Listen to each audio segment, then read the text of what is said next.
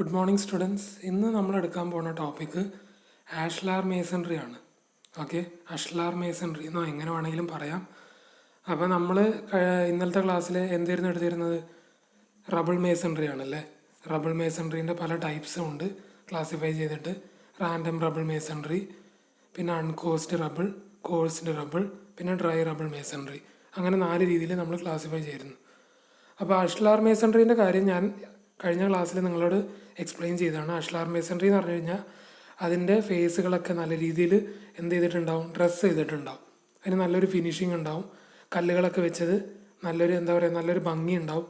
നമുക്ക് ഒരു യൂണിഫോം സൈസിൽ കല്ലുകളൊക്കെ കിട്ടുകയും ചെയ്യും. അപ്പോൾ ആ ഒരു രീതിയിലുള്ള മേസൺറിയാണ് അഷ്ലാർ മേസൺറി എന്ന് നമ്മൾ പൊതുവേ പറയണത്. ഓക്കെ, അങ്ങനെ പൊതുവേ പറയുകയാണെങ്കിൽ പോലും അതിലും കുറേ വെറൈറ്റീസ് ഉണ്ട്. ആ ഒരു വെറൈറ്റീസിന് പല പ്രോപ്പർട്ടീസും ഉണ്ട്. ഓക്കെ, അപ്പോൾ അതിനെക്കുറിച്ചാണ് നമ്മൾ ഇന്ന് എക്സ്പ്ലെയിൻ ചെയ്യാൻ പോണത്. അപ്പോൾ അഷ്ലാർ മേസൺറീൻ്റെ ഫസ്റ്റ് ടൈപ്പാണ് ഏത്? Ashlar fine masonry. Ashlar fine മേസൺറീൻ്റെ ഒരു എലിവേഷൻ വ്യൂ ആണ് നിങ്ങൾ കാണുന്നത്. ആ ഒരു ഫിഗറിൻ്റെ അടുത്തായിട്ട് തന്നെ കാണുന്നുണ്ട്. ഓക്കെ, അഷ്ലാർ എന്ന് എഴുതിയതിൻ്റെ ആ മേസൺറീൻ്റെ വൈ കാണാനില്ല. ഓക്കെ, അത് അതിൻ്റെ ഉള്ളിൽ പോയി എന്നാണ്. അപ്പോൾ നിങ്ങൾ നോക്കിയാൽ മതി എങ്ങനെയുണ്ട്. നമ്മളെ റബിൾ മേസൺറീനെ കമ്പയർ ചെയ്യുമ്പോൾ, റബിൾ മേസൺറിയിൽ കമ്പയർ ചെയ്തപ്പോൾ എങ്ങനെയായിരുന്നു? അതിൽ കുറേ ഗ്യാപ്പുകളുണ്ട് അല്ലെ, ജോയിൻസ് ഒക്കെ ഇഷ്ടം പോലെ ഉണ്ടായിരുന്നു. അതേപോലെ ഒരു റെഗുലാരിറ്റി ഉണ്ടായിരുന്നില്ല, ഇറഗുലർ ആയിട്ടായിരുന്നു നമ്മൾ റബിൾ മേസൺറി ചെയ്തപ്പോൾ നമ്മൾ ചെയ്തിരുന്നത് അല്ലേ. പക്ഷേ അഷ്ലാർ ആയപ്പോൾ എങ്ങനെയാണ്? സ്റ്റോണൊക്കെ നല്ല രീതിയിൽ ഡ്രസ്സ് ചെയ്തിട്ടുണ്ട്. അതൊക്കെ സ്ക്വയർ ഷേപ്പിൽ തന്നെ ഉണ്ട്. സ്ക്വയറോ അല്ലെങ്കിൽ റെക്റ്റാങ്കിളോ അതിന് ഒരു പെർട്ടിക്കുലർ ഷേപ്പ് ഉണ്ട്. അതേപോലെ തന്നെ നല്ല രീതിയിൽ ഡ്രസ്സ് ചെയ്തിട്ടുണ്ട് എല്ലാ സൈഡ്സും. ഓക്കെ, അതേപോലെ തന്നെ ഇതിൻ്റെ ഹൈറ്റ്, ഓരോ ലെയറിൻ്റെ ഹൈറ്റ് നമ്മൾ ബേസിക്കലി പറയണത് 30 സെൻറ്റിമീറ്റർ ഉണ്ടാവുന്നതാണ് ഓരോ ലെയർ. അപ്പോൾ ആ രീതിയിലാണ് കല്ലൊക്കെ ഉള്ളത്. നമുക്കറിയാം വലിയ വലിയ കല്ലുകളൊക്കെ പടുത്തിട്ടുള്ള പഴയ ബിൽഡിങ്സൊക്കെ ഉണ്ട് അല്ലെ. പഴയ ആർക്കിടെക്ചറൽ പരമായിട്ടുള്ള ബിൽഡിങ്സൊക്കെ നിങ്ങൾക്ക് അറിയാവുന്നതാണ് അല്ലേ. പഴയ അമ്പലങ്ങളൊക്കെ പോയി കഴിഞ്ഞാൽ നിങ്ങൾക്ക് കാണാൻ പറ്റും കൊത്തുപണികളും കല്ലുകളൊക്കെ, വലിയ വലിയ കല്ലുകൾ. നമുക്ക് തന്നെ കണ്ടാൽ തന്നെ നമുക്ക് ആ ഒരു രീതിയിൽ നമുക്കൊരിക്കലും ഊഹിക്കാൻ പോലും പറ്റൂല. ആ രീതിയിൽ കല്ലുകൾ അല്ല ഇപ്പോഴും ഉണ്ട്, ഇല്ല എന്നല്ല. എന്നാലും കൂടുതലും നമ്മൾ കല്ലുകൾ യൂസ് ചെയ്യൂല. എന്താ വെച്ചാൽ എക്കണമിക്കലല്ല അത്രയും വലിയ വലിയ കല്ലുകളൊക്കെ ഡ്രസ്സ് ചെയ്ത് കൊണ്ടുവരുമ്പോഴത്തേക്കും. അപ്പം അതിൻ്റെ ജോയിൻസ് എത്രയേ ഉള്ളൂ? 3 mm. നിങ്ങൾ ചിന്തിച്ച് നോക്കുക. റബ്ബിളൊക്കെ പറഞ്ഞപ്പോൾ നമ്മൾ എങ്ങനെയായിരുന്നു? 12 mm 10 mm എന്നൊക്കെയായിരുന്നു പറഞ്ഞത്. ഇവിടെ എത്രയുള്ളത്? 3 mm ആണ് ജോയിൻറ്റുകളുള്ളത്. ജോയിൻ്റ് എന്ന് പറഞ്ഞാൽ എന്താ? ഗ്യാപ്പ്, ഒരു കല്ലും അടുത്ത കല്ലും തമ്മിലുള്ള ഒരു ഗ്യാപ്പ്. ഓക്കെ, പിന്നെന്താണ്? ഇതിൽ നല്ലൊരു ബോണ്ടിങ് ഉണ്ടാവും. ത്രൂ ഔട്ട് സ്റ്റോൺസ് പ്രൊവൈഡ് ചെയ്തിട്ടുണ്ട്. ഓക്കെ, പ്രൊവൈഡ് ചെയ്തത് എങ്ങനെയാണ്? ഓൾട്ടർനേറ്റ് ഹെഡറും സ്ട്രെച്ചറും. ഹെഡർ സ്ട്രെച്ചർ എന്ന് പറഞ്ഞു കഴിഞ്ഞാൽ നിങ്ങൾ ചിന്തിക്കേണ്ടതെന്ന് വെച്ചാൽ, ഒരു ഇഷ്ടിക എക്സാമ്പിളായിട്ട് എടുക്കുക. ഇഷ്ടിക ഇവിടെ സ്റ്റോണാണ് നമ്മൾ പറയുന്നത്. ഇഷ്ടിക നമ്മൾ എക്സാമ്പിളായിട്ട് പറയാൻ പാടില്ല, എന്നാലും ഞാൻ പറയുകയാണ് നിങ്ങൾ മനസ്സിലാക്കിയെടുക്കാൻ. ഇഷ്ടികേന് 2 വശമുണ്ട് അല്ലേ. ഒരു വശം നല്ല ലെങ്ത് ഉണ്ടാവും, അടുത്ത വശം കുറച്ച് ചെറുതായിരിക്കും. നമ്മൾ സ്റ്റാൻഡേർഡ് സൈസ് ഓഫ് ബ്രിക്കൊക്കെ പറഞ്ഞപ്പോൾ പറഞ്ഞായിരുന്നു അല്ലേ, 19x9x9. അതന്നെ മൊഡുലാർ സൈസ് പറഞ്ഞപ്പോൾ എങ്ങനെയായിരുന്നു? 20x10x10 എന്നൊക്കെ പറഞ്ഞായിരുന്നു അല്ലേ. അതെങ്ങനെയാണ്? ഒരു സൈഡ് 20, അടുത്ത സൈഡ് 10, അതിൻ്റെ ഡെപ്ത് 10 അല്ലേ. അപ്പോൾ ഒരു വശം കൂടുതലുള്ള വശമുണ്ട്, അടുത്ത വശം എങ്ങനെയാണ്? വശം ചെറിയ വശമാണ്. അപ്പോൾ ആ ചെറിയ വശത്തിനെ പറയുന്ന പേരാണ് ഹെഡർ. അതന്നെ വീതി കൂടിയ ഭാഗം 20 സെൻറ്റിമീറ്റർ ഉള്ള ഭാഗത്തിന് പറയുന്ന പേരാണ് സ്ട്രെച്ചർ. അപ്പോൾ ഇവിടെ കണ്ടോ നിങ്ങൾ? അറേഞ്ച് ചെയ്ത് ഒരു ഭാഗം വീതി കൂടിയത്, അതിൻ്റെ അടുത്ത കല്ല് നമ്മൾ വെക്കണത് എങ്ങനെയാണ്? നേരെ ഓപ്പോസിറ്റായിട്ട് വരിക, തിരിച്ചു വെക്കുകയാണ് അല്ലേ, അതിന് നേരെ പെർപെൻഡിക്കുലറായിട്ട്. അപ്പോൾ അതിനെയാണ് നമ്മൾ ഹെഡർ കോഴ്സ് എന്ന് പറയുന്നത്. സ്ട്രെയിറ്റ് ആയിട്ട് വെക്കണതിനെ നമ്മൾ സ്ട്രെച്ചർ കോഴ്സ് എന്ന് പറയും, ആ വീതി കൂടിയ ഭാഗത്തിന്. ഓക്കെ, അപ്പോൾ ആ രീതിയിലാണ് നമ്മൾ ഇങ്ങനെ വെച്ചിട്ടുള്ളത്. അപ്പോൾ അങ്ങനെ വെച്ച് കഴിഞ്ഞാൽ എന്താ ഗുണം? നല്ല ബോണ്ടിങ് ആയിരിക്കും, ഇൻ്റർലോക്കിംഗ് കപ്പാസിറ്റി കിട്ടും. ഓക്കെ, അതുകൊണ്ട് എന്തായിരിക്കും? നല്ലൊരു ബോണ്ടിങ് കിട്ടും. ആ കല്ലുകൾ തമ്മിലൊരു ഉറപ്പുണ്ടാവും. ഓക്കെ, പിന്നെന്താണ്? അത് നല്ലൊരു അപ്പിയറൻസ് കൊടുക്കും. അതേപോലെ കോസ്റ്റ്ലി ആയിട്ടുള്ളൊരു മെത്തേഡാണ് ഈ ഒരു മെത്തേഡ് എന്ന് പറഞ്ഞാൽ അഷ്ലാർ ഫൈൻ മേസൺറി എന്ന് പറഞ്ഞു. ഓക്കെ, ഇനി രണ്ടാമത്തേലേക്ക് പോവുകയാണ്. ഇത് റഫ് ടൂൾഡ് മേസൺറിയാണ്. ഓക്കെ, അഷ്ലാർ റഫ് ടൂൾഡ് എന്ന് പറഞ്ഞാൽ എന്താണ്? ആ ചിസൽ നമ്മൾ ഉളി കൊണ്ട് ഉപയോഗിക്കണ എന്താ പറയുക, ആ മാർക്കിങ്സ് ഒക്കെ അതിൽ കാണാൻ പറ്റും. റഫായിട്ടാണ് ഉണ്ടാവുക അതിൻ്റെ ഫേസിങ്. നിങ്ങൾ ആ ഫിഗർ കാണുമ്പോൾ തന്നെ നിങ്ങൾക്ക് മനസ്സിലാവും ഒരു റഫായിട്ടാണ് ഉണ്ടാവുക. പിന്നെന്താണ്, ഇത് വെക്കണത് ഏത് രീതിയിലാണ്, ആഷ്ലാർ ഫൈൻ മേസൺറി എങ്ങനെയാണോ വെച്ചത് അതേപോലെ തന്നെയാണ് ഇവിടെയും വെച്ചിട്ടുള്ളത്. ഓക്കെ, ആഷ്ലാർ ഫൈൻ മേസൺറി എങ്ങനെയാണ് വെച്ചിരുന്നത്, സ്ട്രക്ചർ ഹെഡർ എന്നുള്ള രീതിയിൽ വെച്ചിരുന്നല്ലോ. ആ ഒരു ലെയർ, ആ ഒരു കോഴ്സ്, ലെയറിന് പറയുന്ന പേരാണ് കോഴ്സ്. അത് വെച്ചത് എങ്ങനെയായിരുന്നു, സ്ട്രക്ചർ ഹെഡർ എന്ന രീതിയിലായിരുന്നു വെച്ചിരുന്നത്. അതേപോലെ തന്നെയാണ് ഇത് വെക്കുക. പക്ഷെ എന്താണ്, കുറച്ചൊരു എന്താണ് റഫ് ടൂൾഡ് ആയിട്ടായിരിക്കും ഉണ്ടാവുക. റഫ് ടൂൾ എന്ന് പറഞ്ഞാൽ നമുക്ക് കുറേ പ്രൊജക്ഷൻസും അങ്ങനെ ഒരു എന്താ പറയുക നല്ലൊരു യൂണിഫോമിറ്റി ഉണ്ടാവില്ല. അതേപോലെ ഒരു സ്മൂത്ത് ഫിനിഷ് ആയിരിക്കില്ല. അതേപോലെ ജോയിൻ്റ് കണ്ടോ, ഇപ്പോൾ തന്നെ ജോയിൻ്റ് അതുകൊണ്ട് എന്തായി കൂടി അല്ലേ, 6 mm ആയിട്ട് മാറി. റഫ് ടൂൾഡ് എന്ന് പറയുന്നത്. ഇനി പറയാനുള്ളതാണ് rock faced masonry. Rock face എന്ന് പറഞ്ഞിട്ടുണ്ടെങ്കിൽ പാറേൻ്റെ കല്ലിനെ പോലെ തന്നെ ഉണ്ടാവും. നമ്മൾ പറയുകയാണെങ്കിൽ ആഷ്ലാർ റഫ് ടൂൾഡ് പോലെ തന്നെയാണ് ഇതും. വലിയ വ്യത്യാസങ്ങൾ പറയാനൊന്നുമില്ല. ഓക്കെ, റഫായിട്ട് തന്നെ ഉണ്ടാവുക. പക്ഷെ എന്താണ് വ്യത്യാസമായിട്ട് വരുന്നത്, അതിൻ്റെ പ്രൊജക്ഷൻസ് ഒക്കെ 8 mm കൂടുതലായിരിക്കും. ഓക്കെ, അത് ബേസിക്കലി എങ്ങനെയാണ് ഉണ്ടാവുക, അത് നമ്മൾ ഈ ഹാമർ വെച്ചിട്ട് അതിൻ്റെ പ്രൊജക്ഷൻസ് ഒക്കെ നമ്മൾ ഒഴിവാക്കും. 8 mm പ്രൊജക്ഷൻസ് ഒക്കെ നമ്മൾ ബേസിക്കലി ഹാമർ വെച്ചിട്ട് ഒഴിവാക്കുകയാണ് ചെയ്യണത്. ഓക്കെ, അതാണ്, കൂടുതലായിട്ട് പറയാനില്ല, ഏകദേശം ഒരേപോലെയാണ് ഈ റഫ് ടൂൾഡും ഈ റോക്ക് ഫേസ്റ്റും എന്ന് പറഞ്ഞു കഴിഞ്ഞാൽ. ഓക്കെ, അത് കൂടുതലായിട്ട് ചോദിക്കാറില്ല, റഫ് ടൂൾഡും റോക്ക് ഫേസ്റ്റും ഒന്നും ചോദിക്കാറില്ല. Ashlar fine ടൂൾഡൊക്കെയാണ് ചോദിക്കാറ്. പിന്നെ പറയാനുള്ളത്, ഇത് ഏറ്റവും ഇമ്പോർട്ടൻ്റ് ആയിട്ടുള്ളതാണ്. ആഷ്ലാർ ഫൈന് പോലെ നമ്മൾ ആദ്യം പറഞ്ഞ കേസ് അത് ഇമ്പോർട്ടൻ്റ് ആണ്.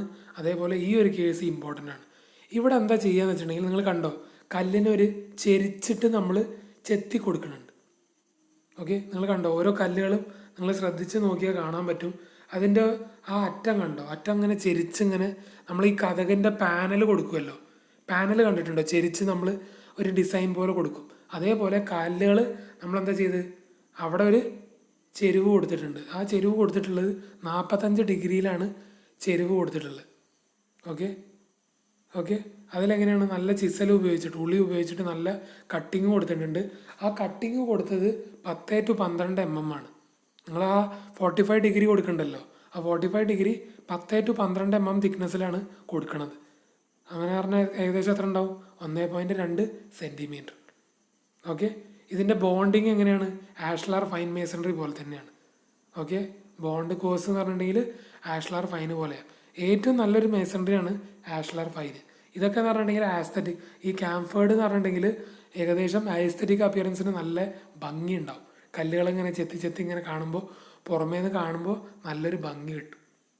ഇനി പറയാനുള്ളതാണ് ashlar facing masonry. Ashlar facing masonry എന്ന് പറഞ്ഞു കഴിഞ്ഞാൽ ഇത് പുറമേ നിന്ന് നോക്കുമ്പോൾ നല്ല എന്തായിരിക്കും ഫിനിഷിങ് ഉണ്ടാവും. ഓക്കെ, ആഷ്ലാർ എന്താ പറയുക, നമ്മളെ എന്താ പറയുക ഹാമർ ഉപയോഗിച്ചിട്ടും അതേപോലെ തന്നെ ഉളി ഉപയോഗിച്ചിട്ടും നല്ല ഫിനിഷിങ് ഉണ്ടാവും എവിടെ, പുറമേക്ക്. പക്ഷേ ഉള്ളിലേക്ക് നോക്കുമ്പോൾ ഈ ഫിഗർ കാണിച്ചിട്ടുള്ളത് ഒരു സെക്ഷൻ കട്ട് ചെയ്തിട്ടാണ് കാണിച്ചിട്ടുള്ളത്. ഉള്ളിൽ എങ്ങനെയായിരിക്കും ഉണ്ടാവുക, റബിൾ മേസൺറിയോ അല്ലെങ്കിൽ ബ്രിക്ക് മേസൺറി ആയിരിക്കും അതിൻ്റെ ബാക്കിങ് ഉണ്ടാവുക. ഞാൻ ബാക്കിങ് എന്ന് പറഞ്ഞായിരുന്നു അല്ലേ, ആ മുന്നിൽ നിന്ന് കാണുന്നത്, പുറമേ നിന്ന് കാണുന്ന ആൾക്കാർക്ക് കാണുന്നത് എന്താ ഫേസാണ്, ഫേസിങ് എന്ന് പറയും അല്ലേ. അതേപോലെ ഇൻറ്റീരിയറിൽ വന്ന് കാണുന്നത് ബാക്കിംഗ് ആണ്. അതന്നെ ഉള്ളിലത്തെ പോർഷൻ ചിലപ്പോൾ വോളിൻ്റെ തിക്നെസ് 30 സെൻറ്റിമീറ്റർ ഒക്കെ ഉണ്ടാവും. ആ വോൾ തിക്നെസ്സിൻ്റെ ഉള്ളിൽ എന്തെങ്കിലും ചിലപ്പോൾ ഫില്ലിംഗ് ഒക്കെ കൊടുത്തിട്ടുണ്ടാവും. ആ ഉള്ളിലത്തെ പോർഷനെ നമ്മൾ എന്ത് പറയണത്, ഹാർട്ടിങ് എന്ന് പറയും അല്ലേ. അപ്പോൾ ഇതേപോലെ ഈ ഒരു മെറ്റീരിയലിൽ ആഷ്ലാർ ഫേസിങ് മേസൺറിയിൽ it consist of ashlar facing ഭാഗത്തിൽ ആഷ്ലാർ ആയിരിക്കും. ആഷ്ലാർ എന്ന് പറഞ്ഞാൽ നല്ല എന്താണ്, നല്ലൊരു ഫിനിഷിങ് ഉണ്ടാവും.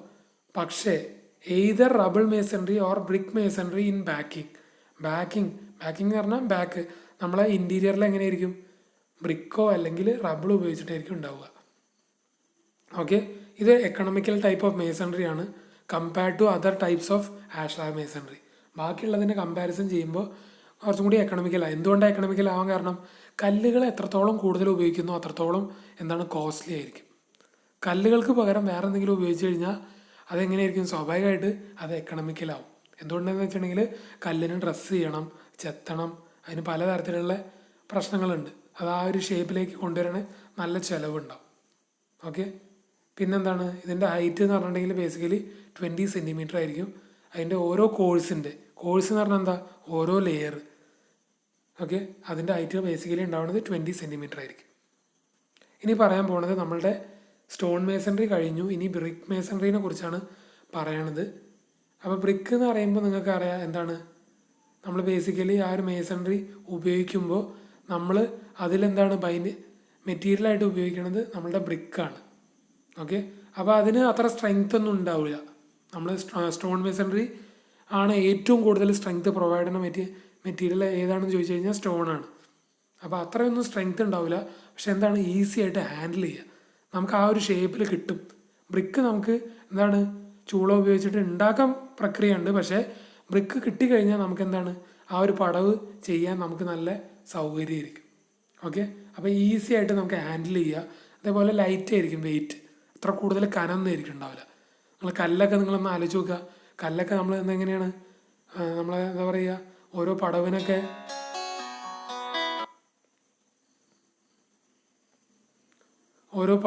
നമ്മൾ ഉപയോഗിക്കുകയാണെങ്കിൽ അതെങ്ങനെയായിരിക്കും ഉണ്ടാവുക, നല്ല കല ഉണ്ടാവും അല്ലേ. അപ്പോൾ നമ്മളെന്താ ബേസിക്കലി ചെയ്യണത്, ലൈറ്റ് ഇൻ വെയിറ്റ് ആയിരിക്കും ബ്രിക്ക് ഉണ്ടാവുക, യൂണിഫോം സൈസ് ഉണ്ടാവും.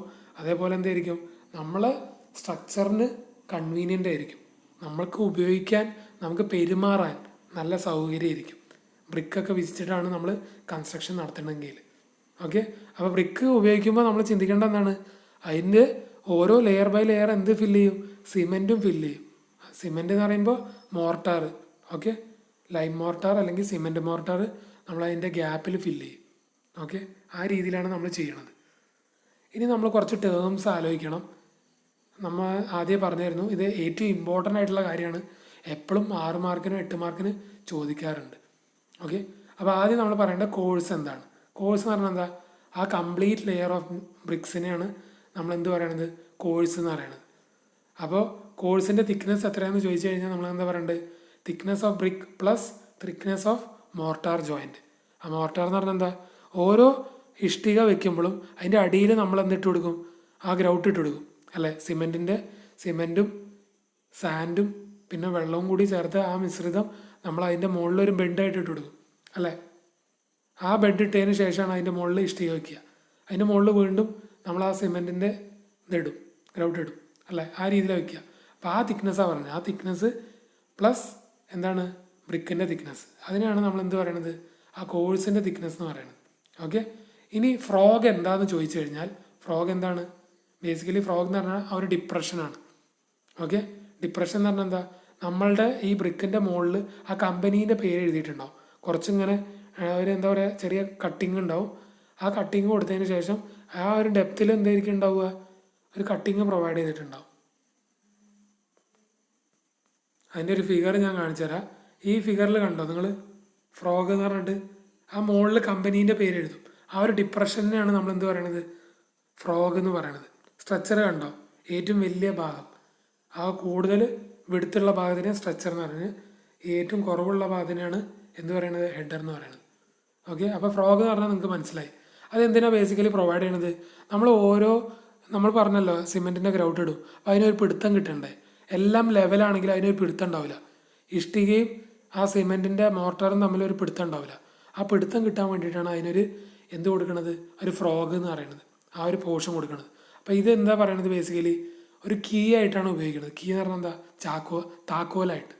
ഓക്കെ, പിന്നെ അടുത്ത ടേം വരുന്നതാണ് ബെഡ്. ബെഡ് എന്ന് പറഞ്ഞാൽ എന്താ, bottom surface of the brick. Okay, അതിനെയാണ് നമ്മൾ ബെഡ് എന്ന് പറയുന്നത്. ഹെഡർ എന്ന് പറഞ്ഞാൽ എന്താ, end surface of the brick when it is laid flat. End surface എന്ന് പറഞ്ഞാൽ എങ്ങനെയായിരിക്കും, ആ 20 സെൻറ്റിമീറ്ററുള്ള ഭാഗമല്ലേ, 20 അല്ല 10 സെൻറ്റിമീറ്റർ ഉണ്ടല്ലോ. നമുക്ക് പല ഫേസും ഉണ്ട് ബ്രിക്കിന്. 20 സെൻറ്റിമീറ്റർ ഉള്ള ഫേസും ഉണ്ട്, 10 സെൻറ്റിമീറ്റർ ബൈ 10 സെൻറ്റിമീറ്റർ ഒരു സ്ക്വയർ ഷേപ്പിലുണ്ടാവും. ആ ഫേസിനെ പറയുന്ന പേരാണ് ഹെഡർ ഫേസ്. സ്ട്രെച്ചർ എന്ന് പറഞ്ഞാൽ എന്താ, 20 സെൻറ്റിമീറ്ററുള്ള ആ ഒരു ഫേസിനെ പറയുന്ന പേരാണ് സ്ട്രെച്ചർ. പിന്നെ ഉള്ളതാണ് അറൈസസ്. എന്താണ് അറൈസസ്, എഡ്ജിനെ പറയുന്ന പേരാണ് അറൈസസ്. ഓക്കെ, ആ എഡ്ജ് ഫോം ചെയ്യണതിനാണ് അറൈസസ് എന്ന് പറയുന്നത്. ഈ ഒരു ഫിഗറിൽ കാണിച്ചിട്ടുണ്ട്, എന്ന് പറഞ്ഞിട്ട് കാണിച്ചിട്ടുണ്ട്. ഈ എന്ന് പറഞ്ഞിട്ടുണ്ടാവും. ആ എഡ്ജിന് പറയണ പേരാണ് അറൈസസ്. ഓക്കെ. പിന്നെ പറയാനുള്ളതാണ് പെർപെൻഡ്. എന്താണ് പെർപെൻഡ് എന്ന് പറഞ്ഞു കഴിഞ്ഞാൽ? പെർപെൻഡ് എന്ന് പറഞ്ഞു കഴിഞ്ഞാൽ ഓരോ ലെയർ ബൈ ലെയർ ആയിട്ട് നമ്മൾ കല്ല് വെക്കുമ്പോൾ അതിനൊരു പെർപെൻഡിക്കുലർ ആയിട്ടുള്ള ഒരു ഡിസ്റ്റൻസ് ഉണ്ടല്ലോ. നമ്മളെപ്പോഴും പറയാറ് ഒരു കല്ല് വെച്ചു അതേപോലെ ഒരിക്കലും അതിൻ്റെ മുകളിലത്തെ കല്ല് വെക്കാൻ പാടില്ല. എങ്ങനെ ഇരിക്കണം? അതിൻ്റെ പെർപെൻഡിക്കുലർ ആയിട്ടുള്ള ഡിസ്റ്റൻസ് ഈ ഒരു കല്ലിൻ്റെ നടുക്കായിട്ട് വരണം. ഓക്കെ. അപ്പോഴേ അതിനൊരു എന്തുണ്ടാവുള്ളൂ? ബോണ്ടിങ് ഉണ്ടാവുള്ളൂ. അപ്പോൾ ആ ഒരു വെർട്ടിക്കലായിട്ടുള്ള ഡിസ്റ്റൻസിനെ പറയുന്ന പേരാണ്, ആ വെർട്ടിക്കലായിട്ടുള്ള ജോയിൻറ്റിനെ പറയുന്ന പേരാണ് എന്ത്? പെർപെൻഡ് എന്ന് പറഞ്ഞാൽ. ഓക്കെ. വെർട്ടിക്കൽ എന്ന് ചിന്തിച്ചാൽ മതി. ഓക്കെ. ഇനി പറയാനുള്ളത് ബാറ്റാണ്. എന്താണ് ബാറ്റ് എന്ന് പറഞ്ഞു കഴിഞ്ഞാൽ?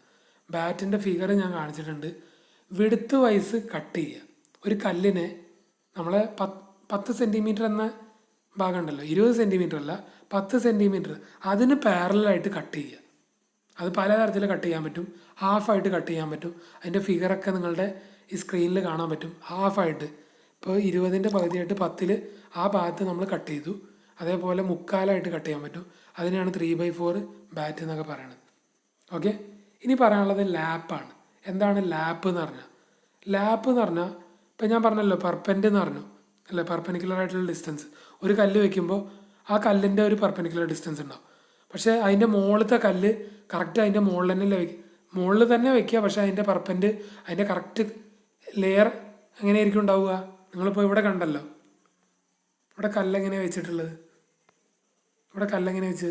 ഒരു കല്ല് വെച്ചതിൻ്റെ കറക്റ്റ് മുകളിൽ തന്നെയാണോ? അതിൻ്റെ കല്ല് വെച്ചത് കറക്റ്റ് അതിൻ്റെ മുകളിലാണ്, പക്ഷേ അതിൻ്റെ എന്താണ് ആ ജോയിൻറ്റ് വരുന്നത് കറക്റ്റ് അതിൻ്റെ മുകളിലാണോ? അല്ല, അതിൻ്റെ ഒരു പകുതിയൊക്കെ ആയിട്ടാണ്, അല്ലെ കാൽവശത്തോ അല്ലെങ്കിൽ പകുതിയായിട്ടൊക്കെയാണ് അതിൻ്റെ ജോയിൻറ്റ് വരുന്നത് അല്ലേ.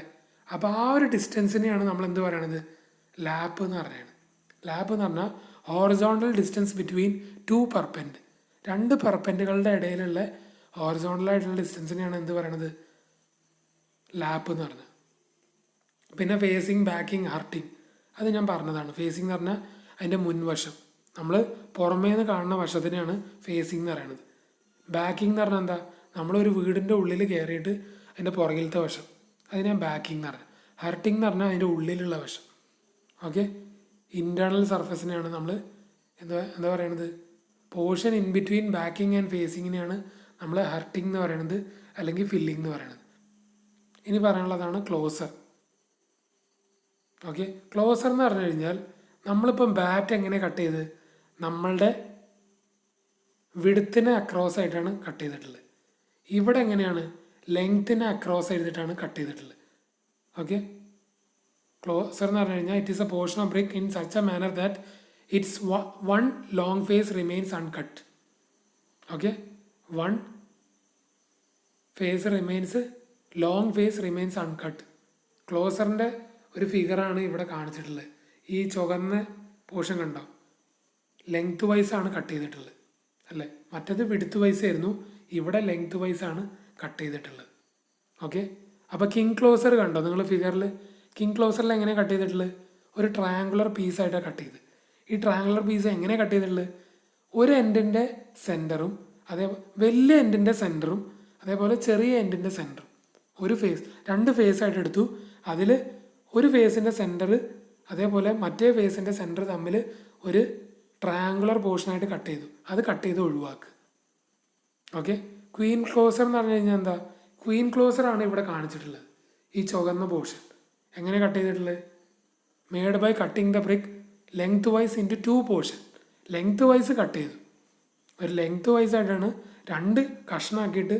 ഇപ്പോൾ നമ്മളെ 10 സെൻറ്റിമീറ്ററുള്ള ഭാഗമല്ലേ, ആ 10 സെൻറ്റിമീറ്ററിൻ്റെ 5 സെൻറ്റിമീറ്റർ ആയിട്ട് ആ ലെങ്ത് വൈസ് കട്ട് ചെയ്യണതിനാണ് നമ്മൾ ക്വീൻ ക്ലോസർ എന്ന് പറയുന്നത്. ഇനി പറയാനുള്ളതാണ് ബെവൽഡ് ക്ലോസർ. ബെവൽഡ് ക്ലോസർ എന്ന് പറഞ്ഞാൽ എന്താ?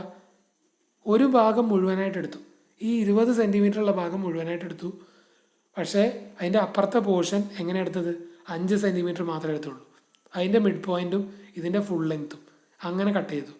ആ രീതിയിലുള്ള കട്ട് ചെയ്യണതിനെയാണ് നമ്മൾ എന്ത് പറയണത്? ബെവൽഡ് ക്ലോസർ എന്ന് പറയണത്. ഓക്കെ.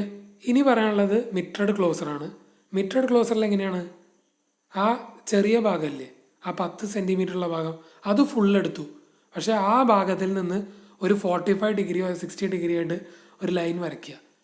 ആ ലൈന് എവിടേക്കാണോ യോജിക്കണത് ആ ഭാഗം കട്ട് ചെയ്ത് ഒഴിവാക്കി. ഓക്കെ, അവിടെ ഹാച്ച് ചെയ്ത് കാണിച്ചതൊക്കെ കട്ട് ചെയ്ത് ഒഴിവാക്കിയ ഭാഗമാണ്. ആ ഡോട്ടഡ് ലൈന് കാണിക്കണമുണ്ടോ, ഇത് ഏറ്റവും ഇമ്പോർട്ടൻ്റ് ആയിട്ടുള്ള പോർഷനാണ്. നിങ്ങളുടെ ക്വസ്റ്റ്യൻ പേപ്പറിൽ 8 മാർക്കിന് 10 മാർക്കിനൊക്കെ ചോദിച്ച ഒരു ചോദ്യമാണ്. King closer, queen closer, bevelled closer, mitred closer. ഇത് എങ്ങനെയാണ് ഫിഗർ വരച്ചിട്ട് എഴുതിയാൽ മാത്രം മതി. ഓക്കെ, അത് മാത്രം കാണിച്ചു കൊടുത്താൽ ഫുൾ മാർക്ക് കിട്ടും. ഇനി ഇതിൽ എന്തെങ്കിലും ഡൗട്ടുകൾ ഉണ്ടെങ്കിൽ നിങ്ങൾ പറയുക. ഓക്കെ, ഇത് ഇമ്പോർട്ടൻ്റ് ആയിട്ടുള്ളൊരു പോർഷനാണ്.